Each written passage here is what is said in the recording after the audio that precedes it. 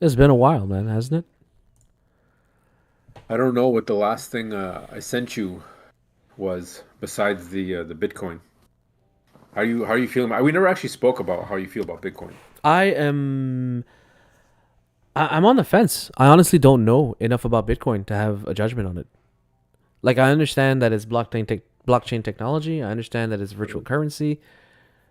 But I don't know what to It's make not of it. virtual currency. It's the world's first actual true digital currency. Digital currency. So I don't know what to make of it. I don't understand. Honestly, I don't understand why financial institutions are so afraid of it. Is it because they don't regulate it? Is it because they Hmm. can't print it? Financial institutions are afraid of it because it's another currency. It's basically they no longer have control of the ledger. Right now, we are entrusted in servers to take our, which in essence is credit at this point. Um, and they hold all that. And we have a bank card that says, okay, this holds, this is connected to a bank account that holds so much numbers and credit, and then we can just buy stuff and purchase stuff and pay for bills. Where Oh, and nobody can see that. Like it's only you have it because you have access to it, whatever, and you have your ledger, and the bank has it, and but it has to go through them. Anytime I make a transaction, it has to go through the bank. So if I use a teller that's not with my bank, well, then I pay a fee because I'm with that, with that teller. Bitcoin, there's one fee for everybody, and that's just a miner's fee it takes to transfer the Bitcoin from one person to another person or one entity to another entity. And the thing is, you hold the ledger. And this is what the hardest thing was. It was to understanding that you are now the bank. that's it. We say like, well, I have my money, I have my card. It's the same thing. It isn't and isn't. You have the key. Only you decide when um, automatic deposits, automatic withdrawals won't happen without smart contracts, unless you give somebody your private key to allow them to take it out, which you would never do. So you control that. That's the difference. You now are the bank, and it is a currency that they don't like because you can. There's actually a finite amount of Bitcoin ever made, so they cannot print more of it. The Canadian Exactly. dollar, you can print as much as you want, and as much as people be like, well, you can't print as much money as you want, but it's like that's what they've been doing. So yeah, you can print as much as you want because that's what the government's been doing. We need money, besides taxing us for everything. Well, that's it. So The current situation that we have is funny because they say like how they don't print money whenever they want, but apparently our solution to getting out of like financial crisis is to yeah, we need to go through a small depression and then we'll be fine. That's yeah, apparently that's the standard, or that's like the status quo. Like that's what we're supposed to want. You well, know? that's it. It's the first time ever I've actually followed what was going on with the Fed just to see if they're going to hike up interest rates. They're like, no, but there could be more coming, and we're going to keep it okay. We're expected to go up a bit. I think they're not even sure anymore of what to do because I think they need to get their ducks in order to be, make sure everyone's got whatever investments they need now, right? Because obviously the rich get richer because they know they've got you know the inside scoop on what companies are going to go up, what companies are going to survive. I'm So that's gonna what they're buying now. As you're talking about it, I'm gonna try to pull this up right now. But I'm pretty sure that like the Fed and all that stuff, um, they're starting to develop their regulatory agencies to be prepared on how they're going to regulate crypto and that kind of stuff. You Well, know? that's the thing. So there's the um um I want to say CDC, but it's not the CDC. And not the The crypto SEC. digital. No, no, no, no. The banks wanted to make their own cryptocurrency, and it actually didn't pass.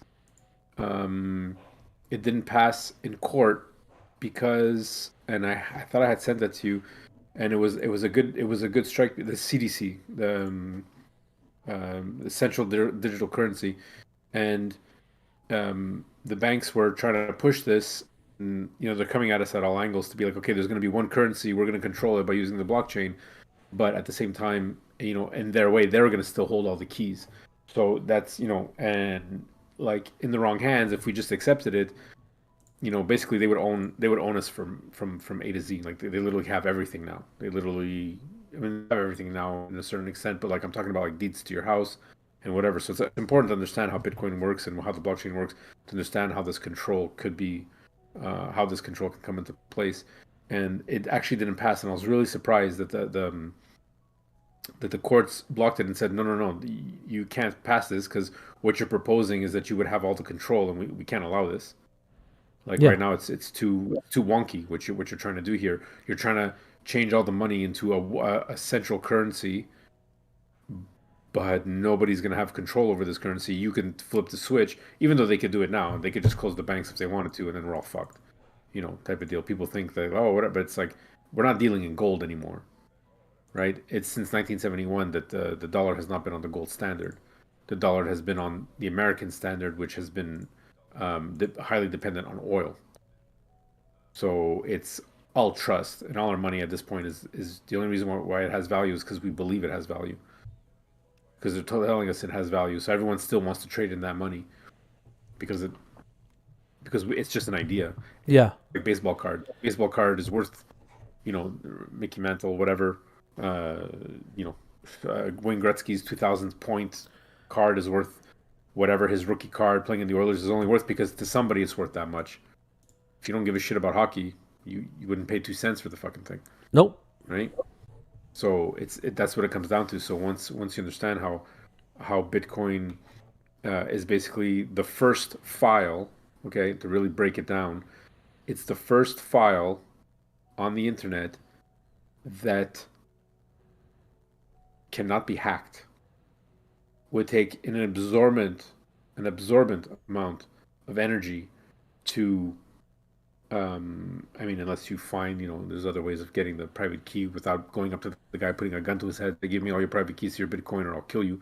That's another way to get What's hacked. what's But like, stopping that from happening with a regular bank account? well, exactly. So it's like, um, you know, there's people who, right, to make that transaction happen takes mathematical power, takes energy to do, and to break it and to intercept that would take double the amount. So you'd be spending, and that's just the way it is, unless you've got some like generators that are making energy all kinds Mhm. without it costing you a thing, if not including the additional investment of that generator that you would have had to build. I'm like really stretching it here, but like energy is not free. So the money you'd spend in that energy to go hack a transaction that you don't even know, unless you specifically know, like, okay, this guy's gonna make a transaction, then I got to figure out on the internet who's gonna find that transaction, find it, and then try to hack it. It's like it's mind blowing, like Yeah. because of just how the system works. It's a call out system. You and I make a transaction, gets called out to the network, and it's randomized, so you don't know who's gonna pick it up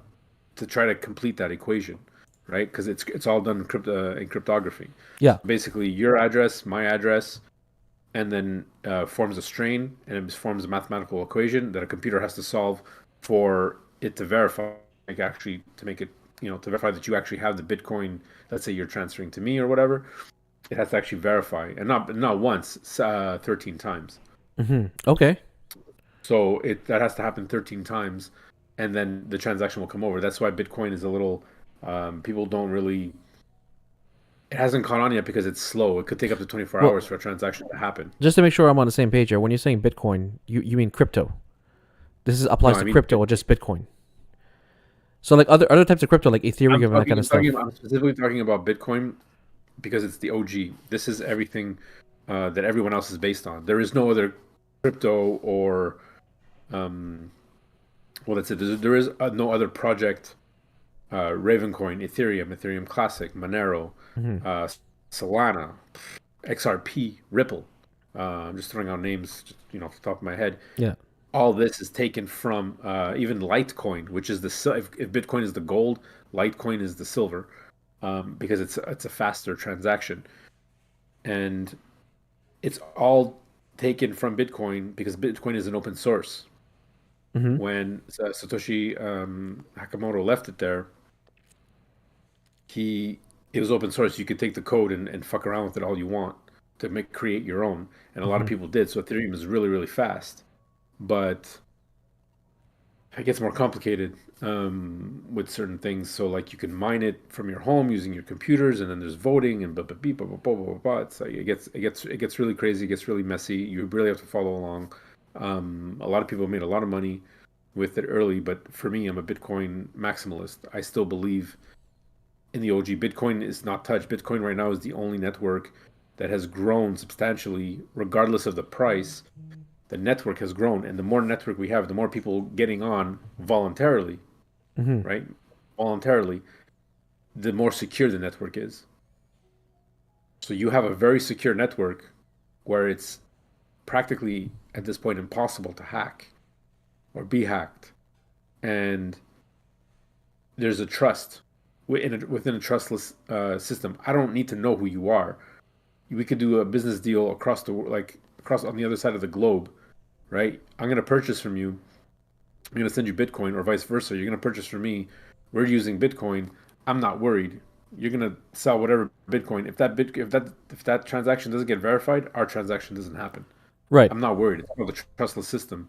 Now, like this is such a move forward, such an advance forward for just commerce in general, and that's just one aspect of it. Another aspect of it, people don't realize again, like I was talking about, it's a file, right? I'm kind of going all over the place with it, but it's a file that can be written and that can have a code. So I can send you this file, okay? I could write on a Bitcoin if I wanted a program, and for whatever reason, you need to see, I don't know, an idea, a patent, whatever. And I'm like, okay, I need you to Hmm. develop something on this. I'm going to send it to you, but I'm going to program it that it's going to come back to me within a certain time, unless I specifically say no, stay there longer. So I can send you this coin, right? This file. You can have it, fuck around, blah blah blah blah blah. Things don't happen, no problem. These are like what's considered smart contracts, Okay, so right? it's like flashing the cash almost. Exactly. It's like I could send you something, you have a certain amount of time to deal with it, and then it gets sent back to me automatically. I don't have to worry about it. So we can have a voting system on this, right? A government could make a token, right? It could create their own Bitcoin, give one to each citizen. You get one, everyone gets one designated number. You write on it, right? Program opens up, you say, I vote left, I vote right, I vote up, down, whatever, blah, blah, blah, blah, blah, and then it goes back. Totally secure, cannot be hacked. Everyone's vote is accounted for, and it's anonymous. No one can see your vote, right? I mean, you can make it so that everyone can see who voted, but why would you? But I'm just saying, like, you go to the doctor, Hmm. your medical files could be on this blockchain. The doctor needs to see your medical file because you need to go in for a test. Here you go. I'm going to send it to you. It's coming right back to me. I know where my medical file is. At this point in time, I don't know where my medical file is. My doctor retired. I don't know where my file is. It's in his office somewhere, but it didn't get picked up by anybody. So I know where his office is. Maybe it's still stuck in a drawer somewhere. The deed to my house is on a piece of paper. Or The bank knows I maybe have a deed. like if your You doctor know what I mean? retired or if your doctor passed away, maybe it got stored in some will garage somewhere, or in some estate. But that's what I'm saying. The applications for this are enormous. Just the blockchain technology alone, not only Bitcoin, but I'm just saying like the blockchain technology alone. Bitcoin itself, all it's trying to be, all it is a currency where we can trade, So and that's why it's the first. long story short, what I'm understanding is that a financial institution would fear Bitcoin because they see it as a potential that would end the way that they operate. Absolutely, It would make them obsolete. because I don't need to go to the bank to make that transaction.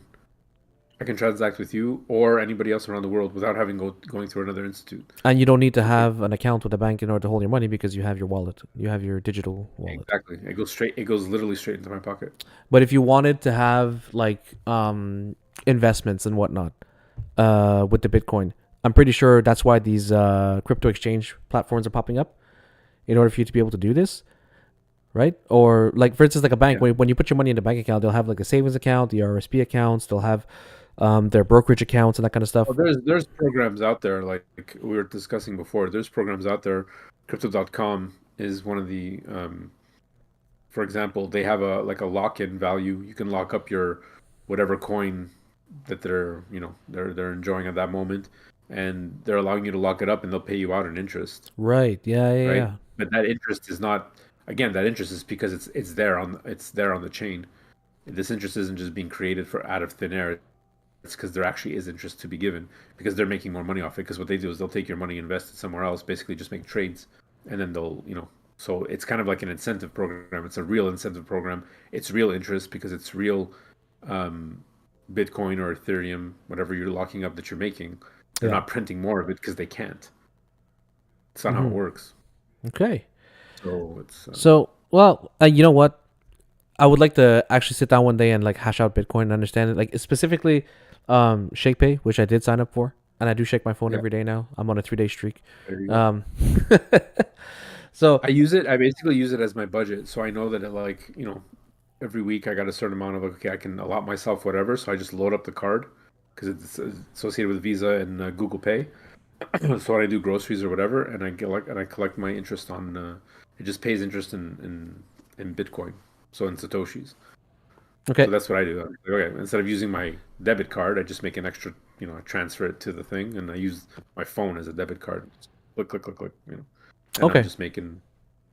because I do have the card now, and I also set up the card in my Google Pay also. Cool. So that way I can be collecting that interest also if I'd like to. And I want to make sure I understand something. Satoshis right now, Satoshis are not Bitcoin. Satoshis is its own coin or something, Satoshis right? are Bitcoin. Satoshis, okay. So Satoshi is just named after Satoshi Nakamoto, the guy who The created founder Bitcoin, of yeah.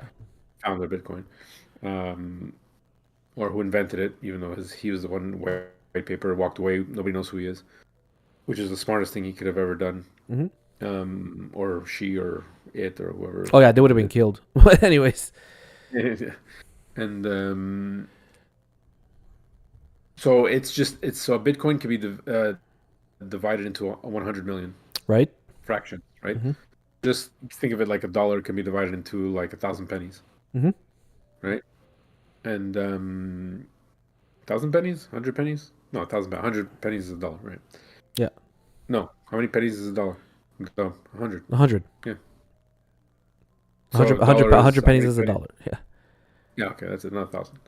So it's the same thing. So one Bitcoin is 100,000, but it's point zero zero zero zero zero zero zero, right? Like so we just call those. It's just been adopted. We call it a Satoshi. Okay, I see. You're getting paid in Sats, SATs, Right. Sats. Bro, how many Sats you got, man? Bro, I'm stacking Sats. That's just what it is. It's just the lingo, right? Yeah. Because you're not gonna say I'm stacking point zero zero zero 83, of Bitcoin, because there's a lot of zeros. So my spiel is because of ShakePay, you shake your phone and you get whatever Bitcoin you have, whatever satoshis they're giving you per day, and it stacks up and it gains per day. It's essentially free money because when we actually start trading on the reg, um, no one's buying anything for one Bitcoin. It's too much, Hmm. right? You're not going to go to dinner with your wife and pay a Bitcoin and a half. It's just not going to. There won't be that many Bitcoin. There's only 21 million Bitcoin that's going to be printed, and then it's done. Right. And that's what's going to give it its value. So we're going to be trading in satoshis. So if a meal costs you $30, whatever, if your plate costs you $30, you're gonna be paying. We would assume 30 satoshis. Each satoshi would be worth $1 for every 100 million, but depending on how much it is, it could actually be worth more or less, right? That But I'm assuming it's gonna be worth more. So that is completely dependent on the market though. Like that Satoshi's value, it could be like yes, one yes and one no because Satoshi it is the went. equivalent of 10 cents or something. It's a Maybe possibility, is all now, I'm saying. maybe now because we're gonna have to compare it, and that would be compared to just like how much the euro versus the U.S. dollar is. Hmm. But those currencies are based on um again we were saying basically oil, and that whatever the euro, however strong the euro is. So I guess Bitcoin would be the same thing, like, but it's different because Bitcoin doesn't have a government to fall back on to be like, well, I'm worth this much because it's worldwide. So it won't matter because people will just eventually put a to see how much there actually is versus how much something costs into exchange. Hmm. And then so like this a cup of coffee might be, in the point zero zero zero zero like 1 cent, right? So 1 cent might be like all the zeros but just one, right? So like a cup of coffee in Bitcoin might only cost 3 cents because that's just how much it is. Like Yeah. it's going to be very interesting on how we can't break away from it. We're going to be like, well, a dollar is a dollar, so I mean, but that's we're thinking Canadian. American might be like, well, my dollar stretches further. I can buy more for my dollar, so it should be worth more. So this is where it gets funny. So my thing is like, regardless if you're American, Canadian, Euro, think of at the very minimum one satoshi would be worth let's say $1, right? And it could be even worth more because of the finite amount that there actually will be. So if we have 21 million Exactly. Yeah, Bitcoin, that is true. right, divided into 100 million, You can't just say, "Oh, I created a Bitcoin." No, it doesn't work that way. So that that that's that, it. that, So that is true. this was the biggest spiel, and we can move on after this. But like these exchanges and these companies who were offering uh, Bitcoin and crypto, what's that word? Basically, like stocks and my brain. They're offering like these products where you say, okay, buy into crypto, it'll go up, it'll go down, and like these mini investments, whatever, as a product to be like, oh, buy some crypto trades or whatever, right? Like I had a few friends options like, oh, I or bought yeah. crypto today. I'm like, oh yeah, what'd you buy? They're like, oh, I don't know, I just put some money into a hedge fund and it went up and down, and it's just crypto, and just I'm like, okay, so it's like an RSP, you buy it, and the government kind of buys the stocks for you and whatever, and you kind of hope that they do well. Which is not, you didn't buy crypto, you just put money into someone else buying crypto. So that's honestly the stupidest thing I would ever do. But um, when that is going to happen, um, there's not enough Bitcoin to go around. Not everyone will be able to have one Bitcoin. Right. When all the Bitcoin is minted, we're how many billions of people in the world? There's only 21 million Bitcoin ever going to be printed. We're at 19, 17, 19. We're flirting with 20. Which We're at has 19 million right that has been discovered and mined. now. Exactly. Okay. Now there's a lot of Bitcoin that's been lost. I Hmm. know personally someone who had 600 Bitcoin on a computer back in the day and it crashed and he's killing himself because he has 600 Bitcoin. Even if he traded it today at the value market of 35,000 each Canadian, Hmm. like he's still in the profit, but his hard drive crashed. Oh my So it's like god. there's how many people got wallets back in the day and just like threw them out or whatever, and when they were worth nothing. There's pizza day in Bitcoin world, in the crypto world. I forget what it is, September something. You want to look it up? Yeah. Was the day that these guys paid a pizza $27 worth of Bitcoin back in the day. I think that pizza every year goes up. I think that pizza is worth like 100 million right now, or shit like that. It's ridiculous. Just for how much satoshis they gave him, or how many bitcoins they gave him at the time to equal $27. Because I think Bitcoin was a buck and something, or a couple cents, or whatever it was. So they gave him that many bitcoins, and the story's there. Yeah, And no, I found it. It says I found a story on a website called Bazinga Crypto, and it says, yeah, remember the guy who paid for a pizza with 10,000 Bitcoin? Today he could have there you owned a 7 bedroom, 13 bath California mansion with and still have 195 million crypto left. Jesus. you know what I mean? So basically, what they're saying in a nutshell is that how his 10,000 Bitcoin, which paid for a pizza, as of today, when is this article? Yeah, September 27, 2023. So this article is from today. Um, Oh, it keeps on going. There's pizza day. There's that day. There's pizza day. Yeah, yeah, it says May 22nd is now recognized widely May as 20. Bitcoin Pizza Day. And it's saying that how today, had he held on to that Bitcoin, it would have been worth 263 million. But he bought a pizza. But at the time, he must have been blown away. He was like, I can't believe I got a fucking pizza with this currency that I did nothing for. You know what I mean? At the time, he was blown away. But Exactly. today, oh my god, he's probably he wants to kick himself. But you You know know, what did what? that pizza boy do? You know, what did that pizza boy do with that? Did he just give it to his boss? Did he put that Bitcoin in his pocket? Did he like wash his jeans and like lost the private key? Like who knows? Oh my Yeah. gosh, that's messed up, man. And I'm curious about crypto. I want to see where it goes. What boggles me the most about crypto is the fear that I see from financial institutions. And the other article that I pulled up is that lawmakers are urging the SEC to approve Bitcoin and spot EFT immediately. This article came out from today also. Um, it's just what I think is interesting is that all the regulatory agencies, all the financial regulatory agencies from Canada, the United States, they're all scrambling to try and figure out a way to use crypto or to adopt it. You know what I mean? They need to. They're yeah. They can't use Bitcoin because Bitcoin would ruin them, and everyone would just trade it unless they traded parallel to it. And um, Bitcoin faces two hurdles. One, like we were talking about before, it's slow. Hmm. People are not used to that. I send you money, you're gonna get it within, maybe if the internet connection is not too good, a couple like an hour or two at worst. Yeah. Bitcoin, like I said, could take up to 24 hours to make that transaction. So people get nervous when it's like that. It's interesting though because you can follow it along on the internet. You can watch it go, all the Hmm. verifications and whatever, right? Yeah. I remember in the beginning I was doing it and I'm like, this is ridiculous. Man, it's like, what are you staring at? I'm like, saying, look, look, look, there's my money. There's my money. There's the Bitcoin. It's being verified. And it's like an hour later, he's like, you're still watching it? I'm like, yep, only two verifications. It's like 13 more to go. I'm just like, whatever. And I just go to bed, wake up the next day, and it's like, it's done. It's like amazing.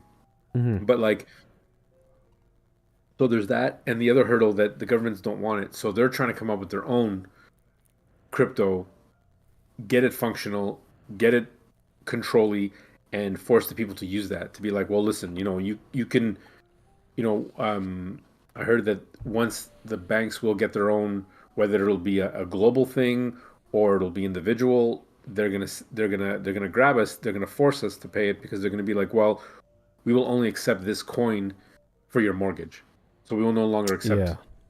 Canadian currency. We have to accept whatever coin, TD Bank coin or whatever. I'm just saying TD Bank because whatever, but Yeah. Yeah. them with TD, but like for whatever for reason, and then that'll force you to exchange your money into that coin, and that's how we're going to slowly get out of it. And then they got you by the balls But because you know what's messed up? You ever hear that stuff about like I think Starbucks was the first one to do it.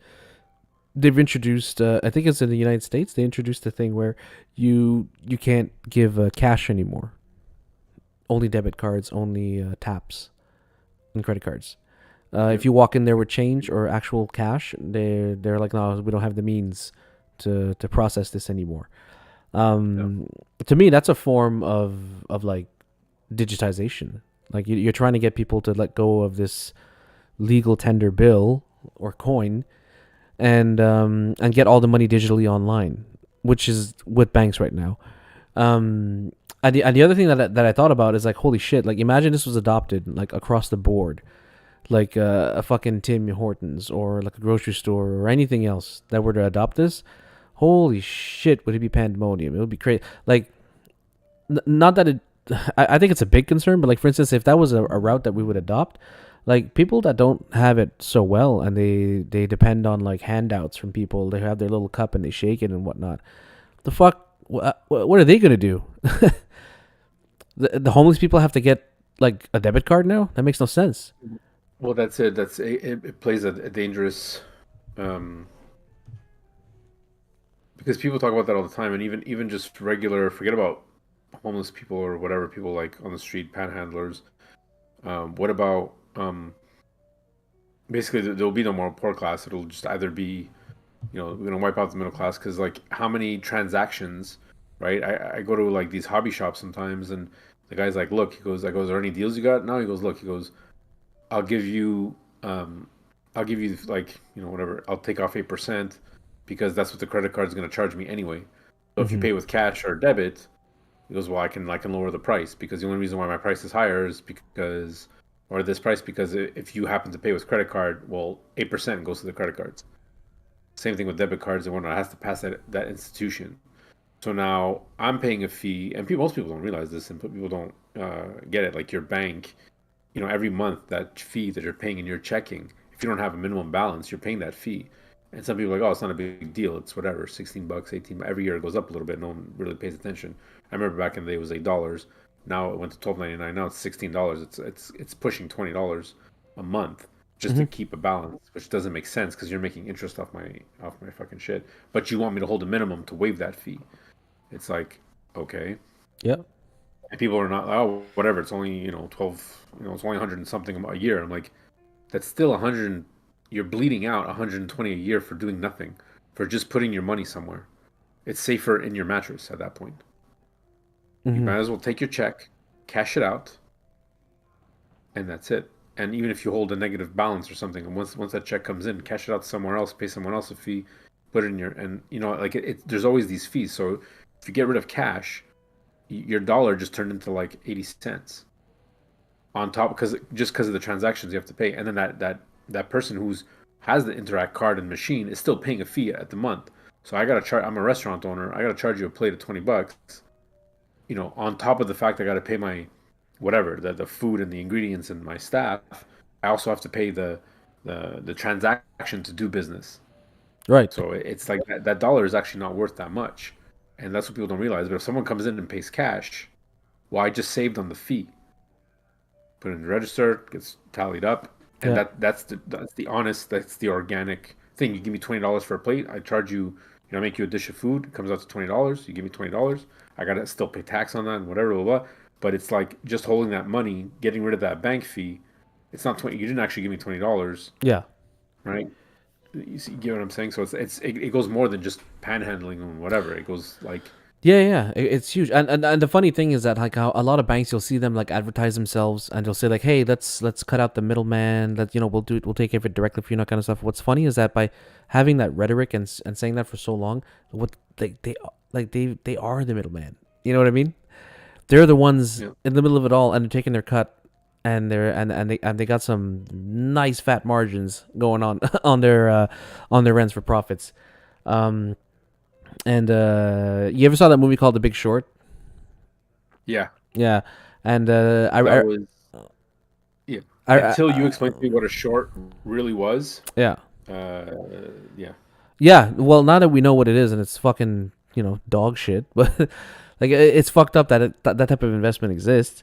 Um, yeah, like I think we talked about it when I was explaining to you what a short was, and the guy who was in that movie that saw the issue, Christian Bale's character, I think his name is yeah, Michael Burry, is the actual person in real life. The doctor there, and he apparently he's like, this guy is fucking going crazy with water. He's investing in water as much as he can right now, and that is a terrifying thought. That I don't know. We're on the brink of what, privatizing water now, a human necessity. But anyways, um, I believe it because there's these little mini makes me think of these little mini documentaries that are floating around on Netflix, and it becomes scary because like as much as, and this is gonna sound completely left field, surprise surprise coming from me, changing topics, but it's like, yeah, water's an issue. We're running out of it. Nestle owns, so much of it, and they're selling it back to us like garbage, full acidic, full not healthy for us at all, bottled water. But it became a health craze, and then overfishing. We will be running out of fish very shortly, let alone food, and the fishing industry. Again, it's another big mafia thing, right? These guys went to Japan and overseas and Thailand and all this stuff, and they're trying to like, and they were told like, if you continue with this, you're like, bad things will happen to you. They're like, get out of here with your cameras. And they were just like, the fishing industry, um, even to the point where they're like, okay, well, the overfishing is being overseen by these police officers or like Marines of the Sea, and they go mhm. to the office and it's one guy sitting there at a desk, and he's like, yeah, yeah, I mean, I get reports of stuff and whatever, and I was just like, what the fuck? So they're looking like, so the guys are supposed to be policing the fishermen to make sure that they don't overfish and this and that, have to apply to this one, like this agency, and they track down the agency to be like, who's taking care of all this, to make sure they're overseeing that everyone's playing nice and staying within their borders and not overfishing. Yeah. It's like one guy at an office, and he's like, well, yeah, I go out on my boat every once in a while and I check the waters, and it's like, if there was anybody being paid off, like if there was, if like it was such a blatant, like, if this doesn't hit you in the face that it's such a scam, that they're like, okay, we'll make up, the actual fishing industries made up their own police so people would shut up. So when you look into it, it's like, oh, when you buy that can of tuna and it's like ethically fished Yeah. and tuna and dolphin safe, Hmm. yeah, it's safe. We're not putting like, the dolphins are being set free, but they're not alive when they set them free. They're dead. Like there's no such thing. Like it's not a, Oh so that man. in itself, that world in itself, and I'm just watching this Netflix documentary, and I'm like, what? But you know what? I'm not. It doesn't surprise me at all because like I find it happens so often where you'll hear like about they put in place this government agency or this regulatory service or whatever it may be. Most of the time, government funded or what it may be. It sounds like the one that you're describing is more defined by the industry, where the industry created a regulatory agency for themselves, which happens in finance also. Um, but it's more like a placeholder. Like you said, it's like we have it, shut up. But also, now it's being used as like a tool for politics. It's being used for like, oh look, we have that now. I did that, so vote for me. That type of shit. That's it. We'll put this in place. We're sending money here, which is just a way for them to clean their money. Mhm. It's like there's so much bullshit going on. Like,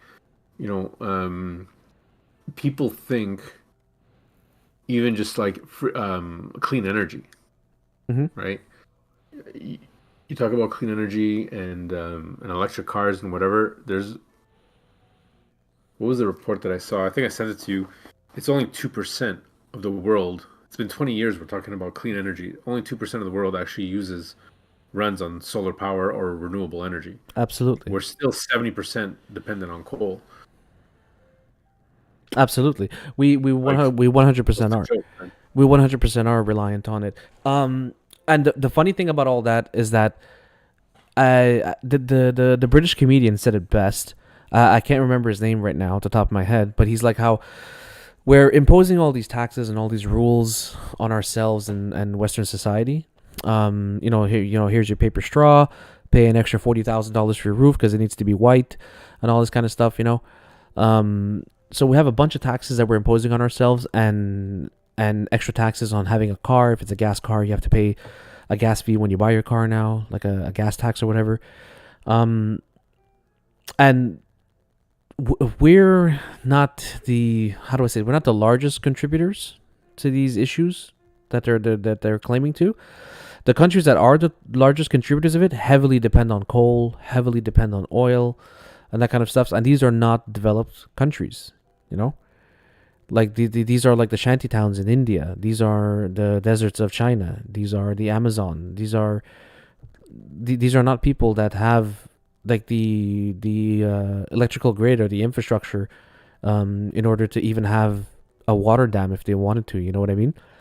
And what's funny is that we're creating all this new technology and these new ways to transfer to move our energy around, because one of the things that they're doing right now is like they're saying like, okay, so they're slowly starting to realize that there's no way to create energy without creating a form of pollution, okay, quote unquote pollution. Every time we want to create some energy, there's going to be something that's going to offset the creation of the energy that's green. Like they were creating ethanol, oil, like fuel straight out of corn and that kind of stuff. But then they realized that the process that you have to go through in order to take the corn and turn it into oil emits carbon and whatnot. So that offsets your green initiative. The wind turbines that we have that create energy, it unfortunately doesn't create a large amount of energy, and the resources that it takes to make them offsets your green efforts, right? So it's like recycling. So we're developing all these technologies to do these things, but these technologies cannot be implemented in the countries that don't even have an electrical grid, and these are the countries that are the largest contributors to the crisis that they want to call. Like sure, go to a rainforest in the Amazon and tell them, hey, I have a wind turbine for you. They're like, that's great. What the fuck am I going to do with that? I can't use that in here. You know what I mean? And nothing's being done to treat that. And I promise you, if you tell these people, and like that, to be straight up, these people are not they're not the wealthy ones. They're the poor people. Like I said, the shanty towns in India and whatnot. If you're telling them that how, hey, you burning your wood to cook your food is making the world a worse place, he's gonna look at you and tell you, go fuck yourself. I have to eat. Like he doesn't care. So you can make your wind turbines. You can. We're even looking into creating gold electrical wires in North America, because gold is a better conductor of electricity. It'll reduce the amount of loss through the transfer of power across land. Now, how the fuck is that useful for where the actual problem is? That's my thought. Mm-hmm. It blows my mind, this whole green energy thing. And it leads into another topic that I think is interesting, which is you've heard of ESG before. ESG for what? Environmental. What's the... It's a Oh, okay. metric. It's a metric that companies use in order to determine the Right. ethics of a company or how profitable they can be and Oh yeah, whatnot. yeah. We were talking about that the other day. Yeah. That's it. And so it stands for environmental, social, and governance. And what I learned was there's different categories that they look at in ESG that I find interesting, to be honest. It's interesting that they look at things this way, but to see how far they go in their research, we're never going to get to an end. We're never going to find a solution to this quote unquote climate crisis. You know what I mean? To me, it sounds like the Vietnam War. The longer you keep it going, the more we're going to profit from this. You know what I mean? And Of course. so, like for instance, just to give you a quick rundown, they look at three different categories in a company. Like so let's say you are a multi-billion-dollar investment company, and people are begging you for their money so that they can work on their projects or do their infrastructure or whatever it may be. Well, you, multi-billion-dollar company, ask them, hey, what's your ESG score? You know? And when you do your research, they look at three things. They're called scopes. Scope 1, 2, 3 Hmm. for the ESG. Scope 1 is looking at the exact amount of like carbon emissions or whatever your company outputs. Like, let's say you have a factory that makes cars. Well, your actual factory, how much pollution does it produce? You know? That's the first scope that they look at. I wonder what the ESG score is for every uh, recycling facility out there. I'd like to know, including the diesel trucks that run around the area and pick up I think every that's Thursday. I think that's something I could look up. But right before I want to finish this point here. Yeah, sorry, go. So you have scope 1, which is like the direct emissions that come from said company, like their building, the actual physical building they're working out of. Okay. Then you have the second scope. The second scope that they look at is, okay, so you have a factory in Pennsylvania making cars and it gives out that much carbon emissions. But your company also requires electricity to function this factory. How much carbon emissions does your electric provider output? Because now that also falls on you, the company, Hmm. right? So if I have a factory here in Quebec, how much carbon Hydro Quebec is outputting is going to fall on me now as a business owner. Also in scope 2 is going to be things like the products that you create. So, like, let's say you create electric cars and whatnot. Well, at the end of an electric car's life, the rechargeable battery that's in the car, that thing is toxic. You know, it's high, it pollutes a lot. So that's going to be considered in your scope 2 also.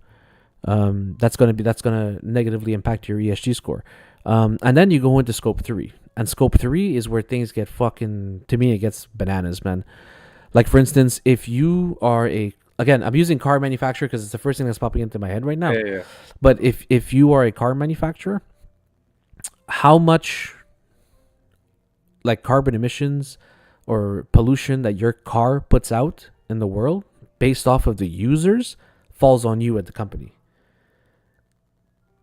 You know what I mean? So it just Yeah. keeps going down and down and down the line, and these are the things they look at, and I see no end in sight, and I see no one satisfying anyone anymore in terms of these ESG scores. And again, to me, it sounds like the Vietnam War. Like you're just like, okay, let's just keep the war going, man. But keep pumping out that money, keep pumping out those earnings. That's all we need. It blows my mind that it's going that far. Well, it's taxes, right? We're gonna solve global warming and world problems with taxes, carbon Well, taxes. that's the If solution. you charge companies taxes, you know, Hmm. that shit's gonna go away because it's gonna make people think. It's just like recycling. It's like we have a problem. There's too many plastics. We're producing too many plastics, so it becomes your responsibility, the consumer, to recycle and be plastic conscious. But we're still fucking using Ziplocs. Hmm. Like Glad garbage bags are still made out of fucking plastic. Yeah. So I my racetrack that comes from Germany, Yeah. but manufactured in the United States, is still, how much plastic did I throw out Dude, making this the track? the frames on my glasses, the plastic on my microphone, it's everywhere. Like you can't say like, oh, recycle the plastic. Like I felt so bad today because there was like a lunch, and um, and we had like this leftover. People just left everything. Like we had some Dagwoods and whatever, and people were throwing it out. And then at one point, there's this um, really nice guy at work, and well, I won't say his name just in case, Yeah, for yeah. whatever reason this gets. But he's a nice guy, and then he's in there and he's in the kitchen and he's just like he's cleaning the aluminum pan, and I'm like, buddy, what are you doing? It's like that was put aside for the recycling. Like the cleaning crew is going to take care of that. Like not that it's beneath us to wash a pan. Yeah. He's like, no. He goes, but everyone's, and he's an older gentleman. Okay, Yeah. he's elderly, not elderly but older, and and he's just like, well, everyone thinks it's going to go recycling, but you got to wash it, and I wanted to have the discussion with him to be like, yeah, they put it in the recycling when they should have put it in the garbage because nobody took the time to clean out the penny or whatever, like, the pasta that was in there. No one took the time, and he's there. But I'm like, you're using hot water, so you're using electricity to clean something that's going to go into recycling. That's going to may or may not make it because it's in a big aluminum pan. So I didn't want to sit there and explain to him like that diesel truck that has to come and pick this up for the industrial, not even for home, but for the industrial. Hmm. And I'm like, all right, Dan, no, you're right. I'm like, whatever. Ah, shit, I just said his name, but it's fine. But Danny boy. And then it was like, I just felt bad for him because I'm like, I'm not gonna sit here and try to explain. Like, don't feel bad about it. It's okay. It's in the recycling. They're gonna half the time they throw most of the recycling shit out anyway Yeah, because you they. left sticker on the Coke bottle on or whatnot. Hmm. Like I just And not to mention they don't have the actual manpower to sort it. Sometimes they're like, oh well, you put this plastic thing with the paper stuff, so now it's got to go in the garbage. well, So that's it. it's weird, man. And what I wanted to get to also, I wanted to talk about something that's surprisingly that I've been monitoring a lot. Usually, I'm all about U.S. politics. It's like a fucking game show over there, and I enjoy it. Trump is hilarious. Biden is hilarious. I really enjoy the show. But unfortunately, we have our own show going on at home right now quite often. So real quick, I just wanted to highlight a couple of things just to get your opinion on them.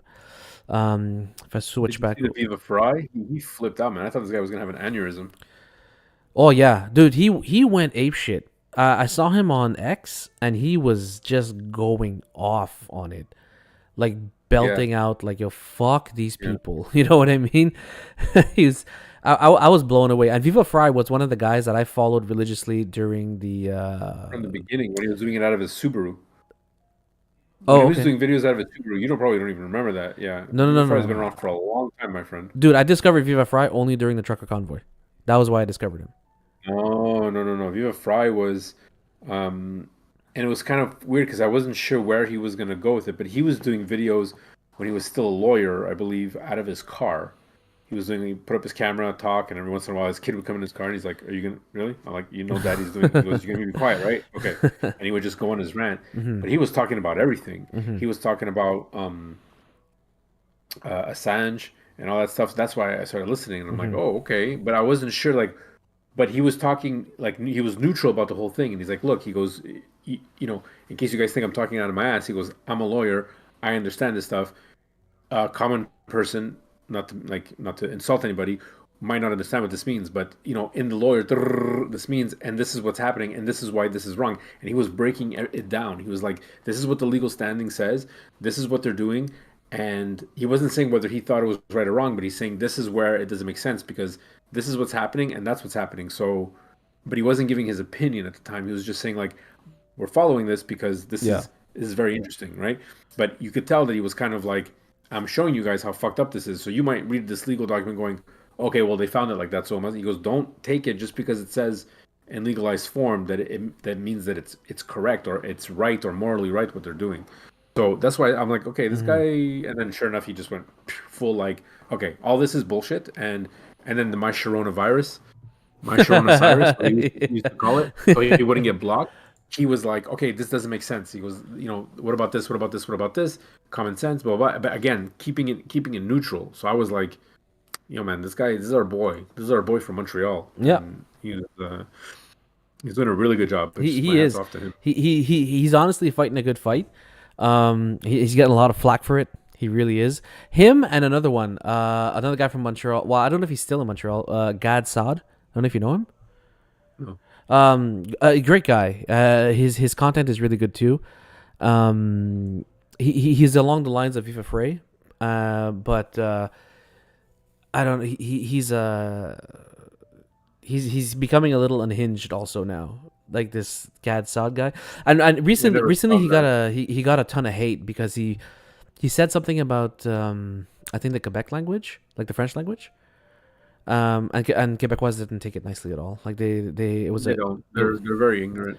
I'll say it happened to Jen a couple weeks ago, and we still have racism. I mean, any any Quebecer that tells someone else that they should speak in French is absolutely it's the most ignorant thing I've ever heard in my life. Like, there's nothing wrong with you speaking just French, and there's nothing wrong with you just speaking just English, as long as you don't hate anyone else who doesn't speak the language that you speak. English people who don't speak French don't hate French people because they don't speak English. That just doesn't make any sense. It's just a choice. Like, you understand, like, shit, I didn't learn French enough, but I only speak English. I'm really sorry. If you only speak French, okay, look, I don't speak English, nor do I want to speak English. yeah. Okay, that's your right, but don't fucking tell other people, hey, you have to speak French. This is the hate mongering that Legault and everyone else before him have mindset into the people. And as much as we can criticize the Americans for just following and being like, America, it's the same thing for Quebec language, right? I know plenty of but Quebecers But who what if speak I were to both. tell you like a bunch of people from China were to come down here, they wouldn't bother to learn English, wouldn't bother to learn French, and just speak Mandarin or Cantonese all the time, and they'd expect us to understand them. Well, that's the issue. You want to come here and you only want to speak. Like, look, my grandparents, to a certain point, one side of my family, they had no choice to speak French because they had tenants. Hmm. So even my grandmother today, the last one standing, her French is very broken and mixed, but she can at least have a conversation with her neighbor about something, Hmm. even though it's very broken and fragmented. But they adapted. They have no choice. It wasn't a racism thing. I had other grandparents who didn't speak a word of English nor French just because they came really much from the country and it was hard for them to learn. But they didn't hate anybody because they didn't speak their language. They didn't expect everyone to speak Italian. There was a big enough community and enough of us family who grew up who could mitigate or help with, governmental problems, get a letter from the mail, this and that, the bank, the housing, and that's just what kind of family we were. So it was okay, it was understood, but nobody hated French people because it was like, why aren't people speaking Italian? If my family was like, well, people should be speaking Italian, that would make no sense, right? You can't force that. Now, if I was taught at a young age that everyone should speak Italian, I might have that mentality. Hmm. When you're taught at a young age, no, you have to speak French, you have to do this because we're better, and this is we can't forget. What are you trying to forget? Like, don't even get me started on that. Yeah. Fils all I'm gonna say is fils There's no history from Quebec. Quebec didn't come from anything. They came from the leftovers from France. It wasn't the French people came here and decided to start a new life. No, they were shipped here. But that's history that's very blurred, and it's like, and that's okay, right? My grandparents have a story. They fled war. It's. I'm not saying it's better or worse, but there's a reason why those immigrants are here. Um, you can't tell me there's this great story of what you're trying to preserve. You're trying to preserve your language. Well, that's up to you to what you teach at home, and it's just like it's just a simple basics. And I find it's so and racism is the lowest level niveau of Oh, ignorance that there is. agreed. So you want to be racist, you want to tell somebody you have to speak a certain language. It's like you're a complete idiot. I have friends who I work with Quebecois all the time. I'm speaking to them in French. They're speaking to me in English. It works back and forth. Whatever they're more comfortable with. It's just a way of living. Like, no one hates each other for more or less, right? I mean, I get it. Your people. You want to vote the PQ because it's your I didn't mean to get on this, but just because something that happened to my wife a while ago, annoying. But at the same time, it's like, what do you expect? Yeah. But it just so he can go off on the Quebec people will find any little excuse and they get so offended by it, but they don't even know why they're offended. It's such a bullshit argument. Sorry, Well, I just but have no, to but I put my remember trash. when the whole thing with Gad Saad happened. I showed it to my wife, and she was like, "Oh my god, I can't believe you said that about Quebec people. You know, that's quite rude." But then when you look at Gad Saad and the way he speaks and the way that his humor functions, and like it was a joke. It was 100%. It was a joke, and that's all it was.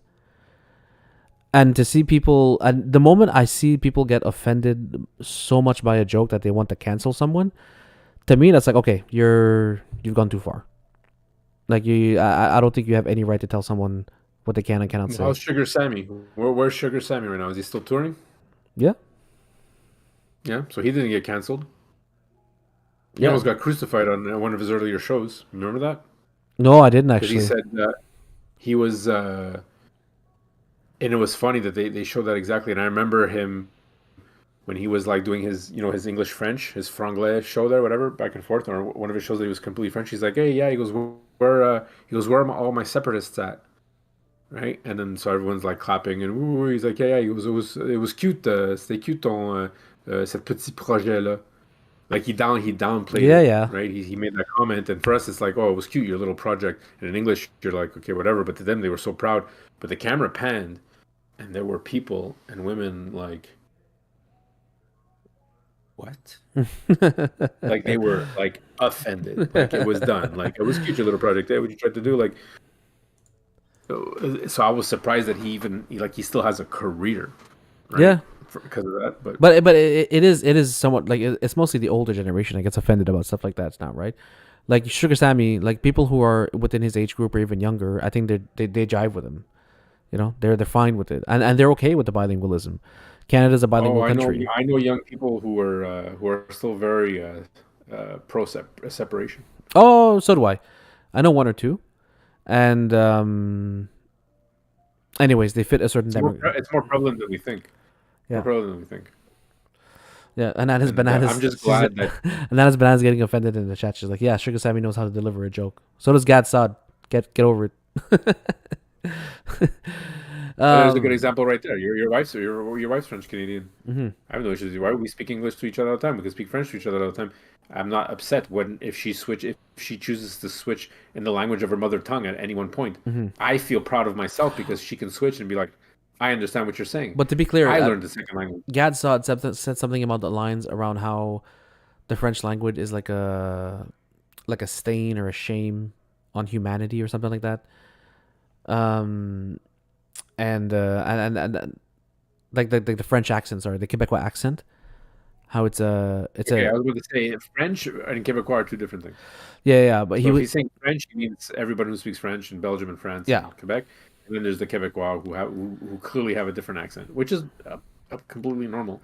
Mhm. Of course they would. It's like English people and Scottish people. Oh They my speak god, English, but they're I saw a video of parliamentary in the UK, and when the Scottish PM came up and asked a question to someone, like the guy felt so bad. He from the guy's from like London or whatever, and he got up and he said, "I'm sorry, I don't understand you." And it's fucking Parliament, yo. They're both speaking English. It was hilarious. But anyways, what I wanted to get to was the article that I have up on screen right now, which was India and Canada. India and Canada, man, that is messed up. What's happening right there? Um, so to give it to break it down in a nutshell, Justin Trudeau went to it was either the G7 or the G20, I forgot which one, which was being held in Mumbai. And when he went down there, the PM of India, Modi, was already like kind of giving the cold shoulder to Justin Trudeau, from what I could understand. Um, and I think it's just because they didn't appreciate the message that Trudeau had, of some sorts. Mhm. The messaging being along the lines of how we need to be more supportive of people who are going through trials and tribulations and troubles, and Justin Trudeau, any opportunity he gets to spew the words LGBT, ABCDEFG 1 2 3 4, he takes that opportunity and he runs with it to spew that out there. And I think he went over there with that message, and India was like, "What?" I could be wrong about that, but all I remember from that situation was that how he That's wasn't. like the wrong country to start pushing that from. India, I think, has more um, more prevalent issues that they have to deal with or need to be listening to other countries telling them. Like Bono coming to Canada saying that we need to do more about our pollution. It's like, get the fuck out of here, Bono. And so that was one thing that happened. It was like already we felt like tensions were a little high between the prime minister and the PM of India, and then it was really funny the way it went down because Justin Trudeau's plane took a shit on the tarmac, and he couldn't take off, he couldn't leave, and he got stuck, and then everybody started circling these rumors like, oh my god, the Indian government's out to get him, they're trying to kill him, it's it's a plot to take him out. That's what it was. He was giving them he was also giving them shit about their pollution and whatnot. But meanwhile, he's got his jumbo jet that's like stuck on the tarmac, needing to. Yeah, that was the irony of that. I remember that now. And what's fucking hilarious is that they wanted to send another plane out, but then they were like, do we really want to double up on the plane fuel? It's like, that's what it was. Are people gonna get mad at us if we do that? So he just stayed there for, I think it was a day or two. We're mad at him everywhere. You cannot find the video online of Justin Trudeau going anywhere in Canada or anywhere else and not getting berated by fucking haters all around him. No, I don't want to call them haters. I mean, they hate him, and we all hate him. But like, it's protesting. It's like there's no way. Like, there's no way he gets reelected. I don't know. I really don't know. I hope he doesn't get reelected. I think it's time for a change. I don't know if Poilievre's gonna be any better. He's just a fucking puppet. I think so. He's really good at playing the word games, and he's really good at how do I say, like just picking a question that they can't answer directly and just honing in on it repeatedly. Either way, it's still going to be a minority government because of the bloc, right? Yeah. Who is PQ's Quebec and then bloc is federal, right? Mm-hmm. So, and I find it such a great coincidence that Quebec and Ontario basically decide the fate of Canada all the time. And if the bloc wasn't there, or it wasn't so prevalent in the writings, like, it's just a better way, because the more that the English side of Canada screws up, the less they have the French people's votes, and they're like, okay, forget it, we're going to go back to what we're comfortable with. And that's what our politics are, is you just vote who you're comfortable with. I'm pretty sure that even people my age that I know will still vote Liberal just because that's what you do. You just vote Liberal. Yeah. You don't vote anybody else because that's who you are. You're a Liberal, so you vote Liberal even though they fuck up. And it's like, it's so ridiculous. Yeah. And like that's to the point where it's like, oh well, I'm seriously considering just not voting. I mean, I would vote every year, but I'd always vote the Green Party or the Marijuana Party. Yeah. Because I didn't want to give up my vote. But this year, I think it doesn't matter. I think I'm just going to give it up. I'm just not going to go anymore. It's literally wasting my time. But I'm blown away. I'm really blown away by the people that have that rhetoric. Like the people that say, "Oh well, I'm a conservative, so I always vote conservative. I'm liberal, I always vote liberal." You know, I always vote red. I always vote blue. It's like, what's the fucking point then? Like, why don't we just register you as that and we just fucking get rid of elections at that point? Because that's what you're saying. Every year, everyone gets a letter in the mail. What are you? Click, and then that's it. And then that's how the vote's done. Yeah, it just goes, and it's like, okay, this household is this. And it's such honestly, it's just a stupid way to think and to proceed in elections, and I don't understand people that have that mentality to approach it that way. It's done on purpose. Like I have family members in my direct family that think that way. It's like, oh, I vote red, and I'm like, what does that mean? The hell does that mean? Like it doesn't matter what the person in charge of that party does. He's gonna get your vote no matter what. That makes no sense to me. Same thing applies to people that say I vote blue. It's like you refuse to think. You refuse to reflect on anything. I'm blown away by people that make that argument. But anyways, so The India situation with Justin Trudeau, that was the first part of it, and then after that, a Canadian citizen was killed on Canadian soil, in June, I believe it was, and it turns out that this person was wanted in India. He was a Sikh, and he was branded as a. I hate to use the word, but he was branded as a terrorist, according to India, of some sorts, because he wanted to make a more he wanted to have a bigger Sikh presence, I believe, or have some land Okay. given to his people so that they can, establish a culture or whatnot in India. And India believes that this man is responsible for bombings and all kinds of stuff in India, and that his base of operations is Vancouver. Okay. And throughout the years, the Indian government has at multiple times asked Canada, "Hey, can you please send this person to India so that we can try them? We know you have him. Can you please send him our way?" But my understanding is that Canada's response has always been, "Hey, we see what you're saying, and we see the proof that you're presenting us, but the proof that you're presenting us is not enough. It's not good enough to say, hey, this person did this, and we'll just extradite them." And then all of a sudden, this person in June gets gunned down by two masked men in Canada. And then a couple of weeks ago, Justin Trudeau came out and said how, we believe that the shooting had ties to the Indian government, how the Indian government is responsible for the murder of this Canadian citizen. And now India's like, fuck. India was already in fuck you mode for Canada because of what happened at the G20. And now they're like, fuck you. Like, we really dislike you. Now, even if it's true, like because his reports came from our intelligence communities, like CSIS and whatnot. Even if it's true, he says that he can't give out the details of the investigation and that kind of stuff because it's confidential right now. It might compromise certain assets.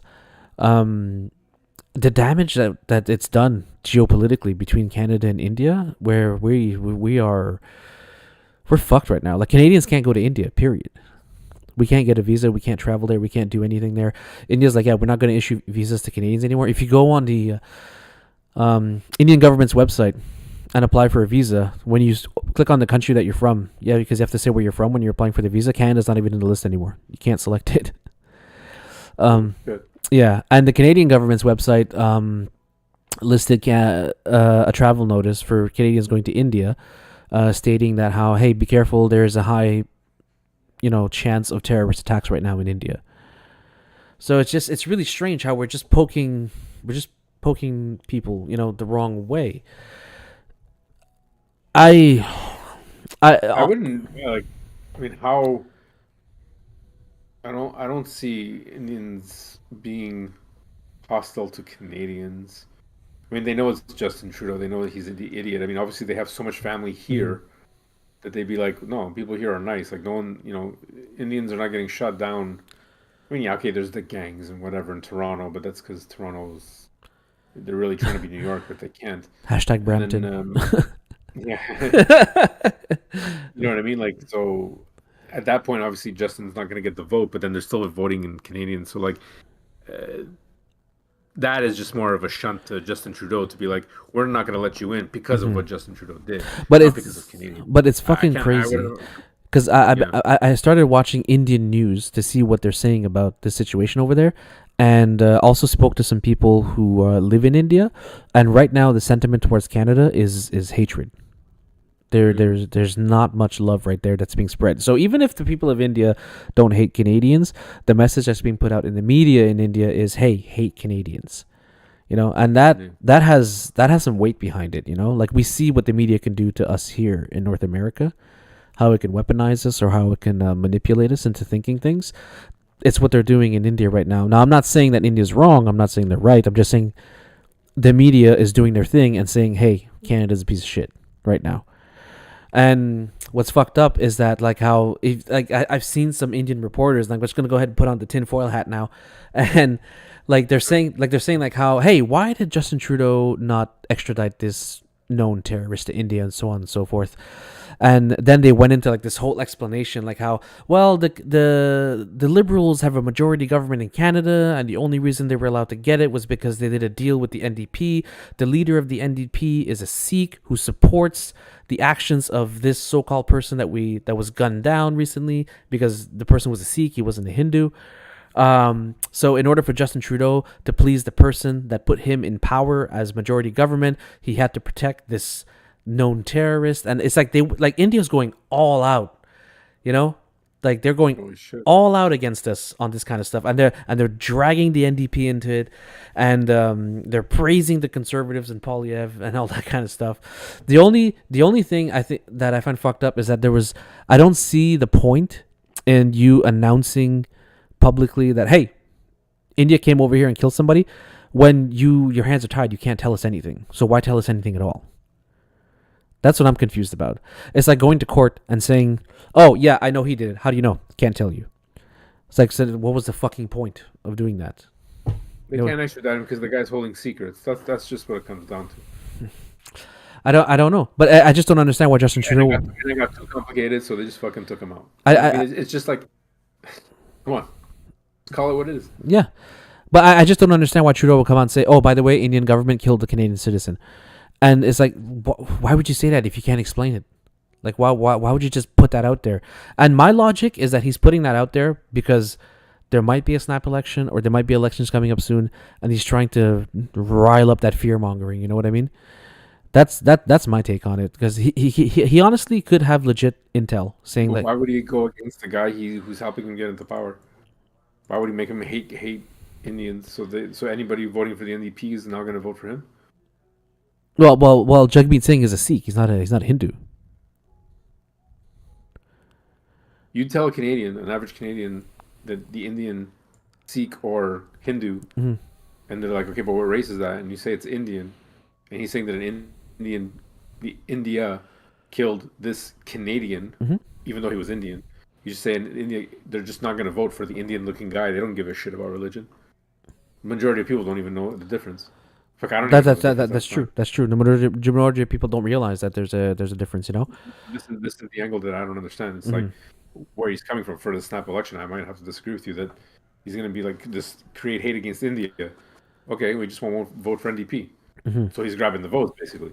Oh no, the reason why I think that he would drum this up now is because there was a lot of negative attention on the Liberals right now. Like, they were getting a ton of hate for the price of gas. They were getting a ton of hate for the price of housing. They were getting a ton of hate for fucking up the inflation, saying it's going to go down, and then it went up for 3 months straight, nonstop. How do you take the pressure off? Yo, somebody killed a Canadian citizen, and it was a government. The whole conversation changed. You don't hear about inflation anymore. All you hear about is India. Yeah, but that's media, and people are still feeling inflation. People are feeling it. Tactics are people are feeling it, but people aren't talking about it anymore. And if you're not talking about it, it's no longer an election point. If there is an election, the upcoming talking point is going to be, what are we going to do about a government killing a Canadian citizen?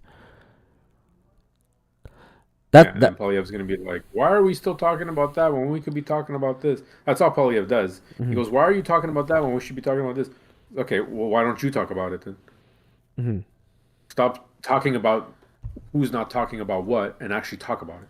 That's the only thing. That's why I hate Polyev, because he's like, our prime minister just did this, and why are you not talking? Like, those back and forths. Can you answer the question? It's like, why don't you just bring it to light? It's even the way we debate in our parliament is ridiculous. I remember doing model parliament as a kid in high school, and I remember having this speech all laid out for whatever we were at the time, the economics forum, and blah blah blah blah blah. And we had our opponent. I forget what I was, of the liberal and this and that. And I actually remember my partner that we worked on this. She left, so I thought she was going to speak, or she was going to. So I had all this thing, and I was actually paying attention enough. I was high, but I was paying attention to what was going on. That like half my speech was being addressed. So I crossed it out, whatever, and I said my spiel and blah blah blah blah. And I remember the guy behind me was like, slow down. Oh, you're just rushing through. I'm like, okay. I'm like, sorry. Oh, okay. And I said, what are you going to do about this? What are you going to do about this, situation or whatever? And then I continued, and the speakers said some shit. And he's like, okay, whatever. You have to stop. You can only ask one question at a time. And I'm like, oh, sorry, I didn't realize I asked a question. So it was like, okay, what are you going to do about this situation? And the other opponent came up and said, oh, well, I'm going to do this. And I'm like, yeah, but blah, blah, blah, blah. He's like, you have to ask a second question. I'm like, oh, okay, well, will you answer a second question? No. And that was it. I was done. 2 hours straight, I had like my 30 seconds of fame. And I'm like, hey, she can just say no. Like, she can just say no that she doesn't want to answer did I just win? But like, I'm like, what? I'm like, this is not really how government works, is it? Like, I have an actual. Oh, it 100% is. I'm like, I'm trying to debate with you something. Mm-hmm. You didn't come prepared, Julia Durso. No, he's calling her out. No, I don't even know what was Julia Durso. That's just the name that popped in my head. Okay. I just remember going up against a nerd, and then, and that was it. I was just like, this can't be the way our government works. Like, what? And you know what? I mean, for specifically for this India Canada situation, I have my own like I wouldn't say theory, but it's like background information that I think is important. Like one thing that I think is that semiconductors control the world. Okay, so you have a semiconductor company, you run the world, is what I think. And right now, where are all the semiconductor companies? Taiwan. Yeah, well, no, the biggest one is in Taiwan Semiconductors, but all the semiconductor companies are in China. So, so what I find funny is that you have to fix your China. camera, dude. You're making me seasick. Sorry. You got to fix your camera. You're making me seasick. Oh, sorry. Yeah, you know what's fucked up because the people in the stream don't see the wobble that much because I'm so small. But yeah, I get it. Every time it's there, I'm like, oh, moving again. so yeah, for the India situation, my not a theory but information I think is important for people to understand is that India has been putting a lot of sanctions on China, on their smartphones and all this kind of stuff, and the semiconductors that they're trying to sell in China. So China is taking a huge hit in profits in India because of this, and they're not happy about it. And I don't know, Justin Trudeau just seems to like China a lot. so why not go ahead and piss off the Indians? It works to his advantage. So that's the first thing about the Canadian politics that I wanted to address, and the second thing is obviously the big one that's all over the place right now. The big N word, Nazis, not the other N word. This N word. So that was ridiculous. That was ridiculous. And Justin Trudeau today in the House of Parliament apologized for that. But what's funny is that when you watch his apology, he refused to say, we apologize, like in terms like the Liberal government. He's saying Parliament apologizes, meaning everybody, Conservatives, NDP, Liberals, and Conservatives would get up and say, no, fuck you. You apologize. Don't blame me. He's like, I have no power here. I can't vet him for you because I'm not a minority government. I'm nothing. You're a majority government. So his apology was just it was crap, honestly. And I just find it weird that was even allowed to happen. What I find even weirder is that the Speaker of the House stepped down for it. Now, was it the appropriate thing to happen? Because the Speaker of the House took the blame for it. He took the fall. He said hey, that was my invitee. Like, I invited that person to this, and I introduced him. I did not notify Zelensky or any of the parties in the House of Commons that this person was coming. So the onus is on me. And then the next day, when everything came out and Parliament resumed, I think it was the Conservative House head who said how I think you should step down. You can no longer lead the House. It's like, you've done a good job up until now, but after this blunder, you cannot lead us anymore. And he did. He stepped down yesterday. And today, Trudeau apologized on behalf of everyone. You know what's funny about Trudeau? It's never his fault. It's always someone else's fault.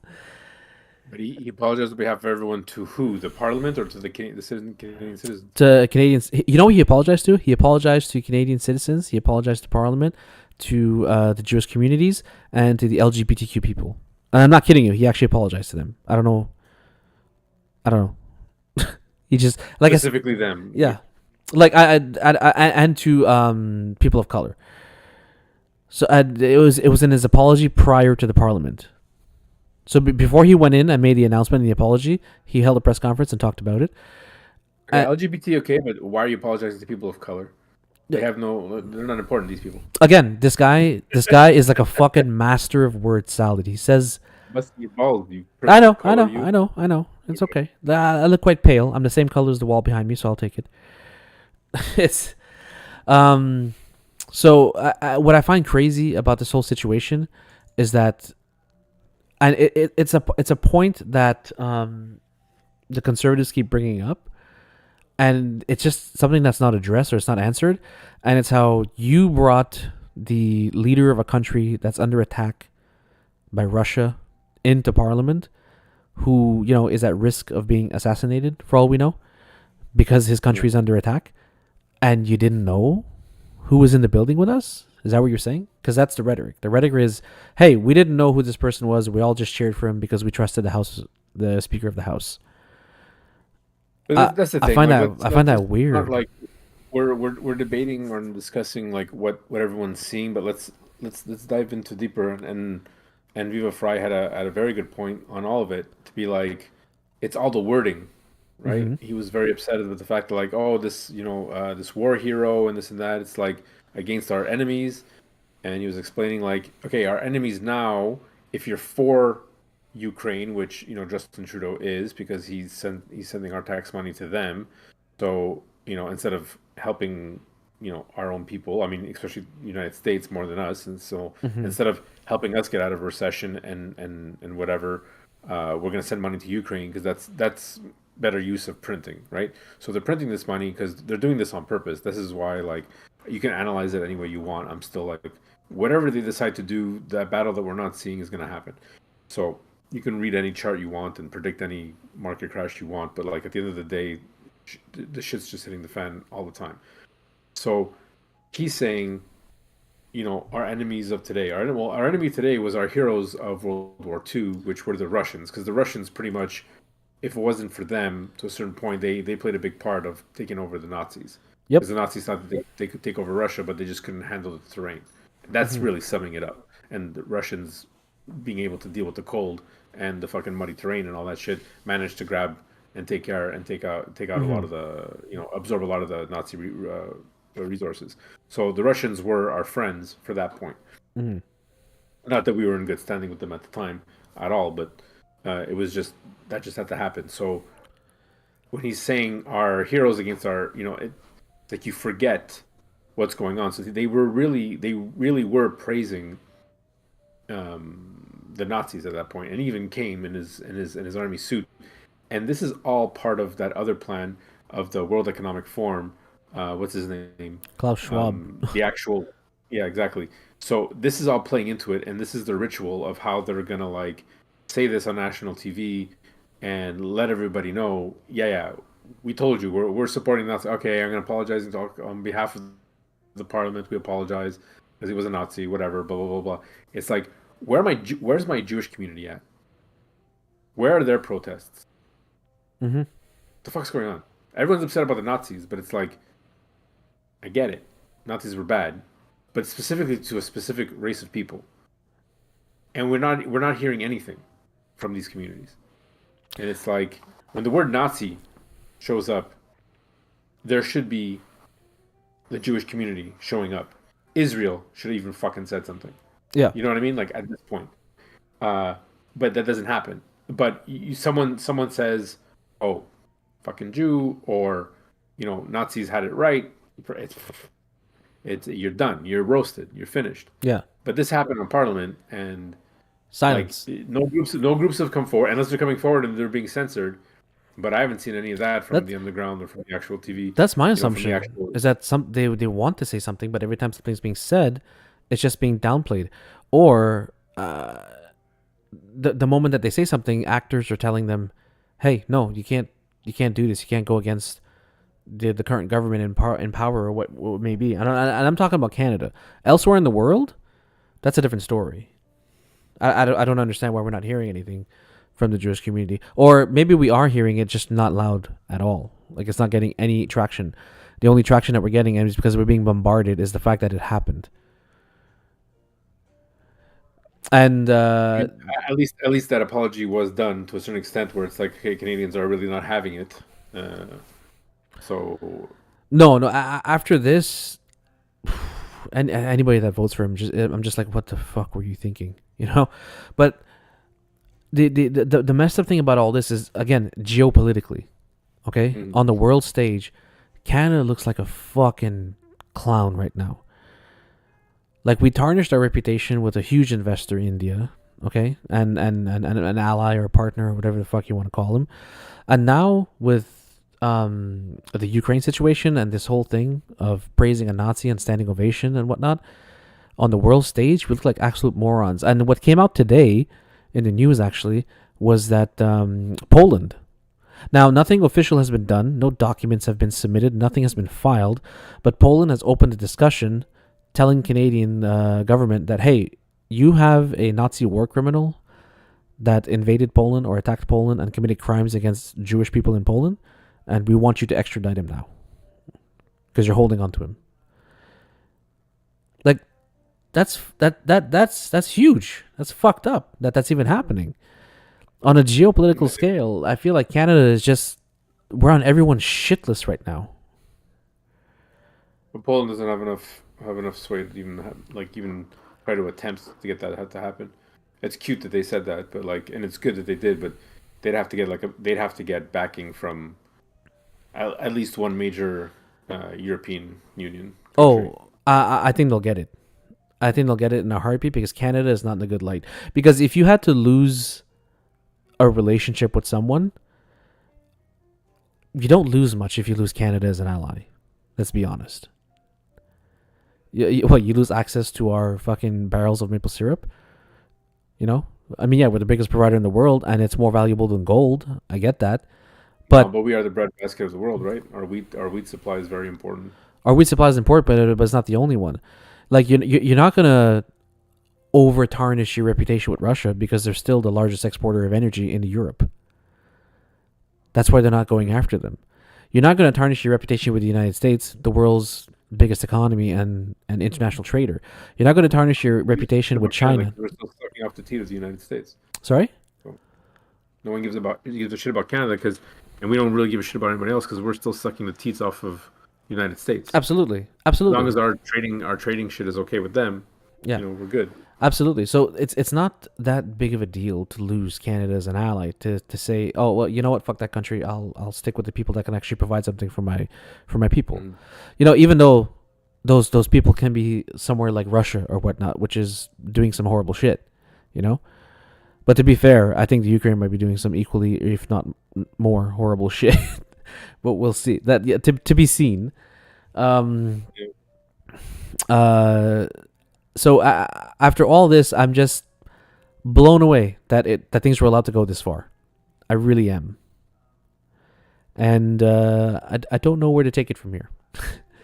I don't know what else can be done. Um, I hear that there's calls asking Trudeau to step down, and apparently Parliament might want to do a vote of no confidence to say like, Didn't they try that already? not that I heard of. You mean recently? No, like in the beginning, like Oh, after back the in like truckers. back in like 2015. Oh, Because that's what started his his downward spiral was already happening for a long time. But like, mm. what really started his downward spiral was how he dealt with the truckers. That's all I see. Is other countries talking about how he dealt like a dictatorship and how he, especially in the crypto world, it's big because um, He froze how people's he managed assets. to Yeah. shut down bank accounts, Yeah. right? So they're like, how the fuck do you have the right to do that? And these guys didn't do anything. So a lot of people, and the reason why they shut down those bank accounts was because people were sending Bitcoin Yeah. and Ethereum to support. So it's like that's the only link we have is Mm-hmm. to actually turn it into money because we're still dependent on that money. But those truckers, as much as I thought it would have been a better evolution to something else, and I thought Bitcoin was going to be. We're just not smart enough. Mm-hmm. We have a few leaders, and they get shut down really fast. Like some like real rebellious leaders there that we can actually get something going, and I'm still waiting. But as far as like, we don't understand. Like Bitcoin is a great way to move around money, but it's also a great way to start trading amongst ourselves, just like Venezuela was doing, just like parts of Brazil was doing, and uh, what's that other country too that like their government has been turned upside down, so they've been deadly focused on Bitcoin to stay alive, and we haven't been able to do that yet. We're not there yet. Venezuela is in a huge economic crisis right now, aren't they? And you're saying that Bitcoin is their lifeline right now? That's what they've been doing from what I understand from even when we started Bitcoin back in 2017. These were the stories I was hearing about before. When all their government went to shit, they're like, "Well, fuck it, we'll just trade Bitcoin because our money's worth nothing." Their money is worth literally nothing. Fuck, that's I didn't know that. Bitcoin. But that's never going to make the news. You have to hear that from the source to be like, no, we trade in Bitcoin. So they figured it out. But and they have no choice to be okay with waiting, that long of a time to make that transaction actually fucking happen, right? Yeah. So, but when you're that desperate, you don't care. Because we live in a society where it has to be like that. So it would be good to know in advance, and people are working on the Lightning Network and all that stuff. It's funny how this came full circle back to Bitcoin, but yeah, people are working on the Lightning Network to make Bitcoin faster but secure. Because faster doesn't mean secure. Because Bitcoin can be super fast. All you need is one verification. But that's not how you secure a ledger. Yeah. The more verifications you have, the more secure it is. The harder it is to attack that. Transaction or exactly that's going around. Yeah. Right. So there are different ways to mitigate that, but because you cannot change the way Bitcoin was created, so we're gonna come there. But it's just because we don't have all the developers of Bitcoin are volunteer. This is what people don't understand. It's the network that keeps growing. Miners keep popping up, and I don't talk about people like me and you who have a few computers and like hook it up to our electricity bill. I'm talking like warehouses, caves, a full block of homes just dedicated to Bitcoin mining. Just look it up online. The biggest Bitcoin farm, this and that, and like you have these Indian princes and whatever in Dubai, and they come in and you got these just this one room full of just electrical panels before you even see the miners. Yeah, you got to go in there with headphones because it's just. Well, one of the biggest things that's happening right now is you'll see governments are investing a lot in data centers, like these giant concrete complexes that are ventilated to the fuck out and has like a direct line to like raw energy and that kind of stuff, to be able to funnel it. I wouldn't be surprised if the reason why the governments across the world are focusing so much on that is because they're like, yo, we need to start getting on this crypto shit, Well, that's it. So. And yeah, that's funny. I like full circle. Full circle back on the crypto. So get your free crypto. Yeah. ShakePay, and I'm not, it's not sponsored. Not sponsored by them at all. They've got job opportunities all the time, and I'm like, I feel like I'm just gonna call them and be like, guys, I just love your product so much. I'm like, just give me a job, anything. I'll sweep the fucking floors of your office. I don't give a shit. I want to work with ShakePay. Not that I trust them. But let's get this right. I don't trust any platform. I don't trust the fact that that's why I don't keep a lot of money on that platform. Because one, I'm not making money by keeping it there. It's just a way for me to hold it and get access to it quickly. All my major funding is offline. It has to be. So I have bits and pieces scattered here and there, and hoping, and this is my quick cash money. If ever it does take off, and if ever I lose it, I'm not crying. Yeah. But and that's because I was fortunate enough to pay off my miners and actually catch a bit of that peak. Not a lot, but a decent amount of that the last peak we had. So I got into profits pretty quick. So I was pretty happy about that. But very nice. But other than that, I would not recommend keeping large sums of money on your phone or in your bank, for that matter. No shit. Well, hey, thanks a lot for the chat today, brother. And for everyone that joined the stream, also much appreciated. If you like what you saw today, go ahead and leave a like, subscribe, do what you got to do. And don't be afraid to comment also. Let us know your opinions. If you think we're full of shit, please let us know. If you agree with us, let us know. If you have your own tinfoil hat theory, we would love to hear it and discuss it. Once again, everybody, thank you for joining. Have yourselves a good evening.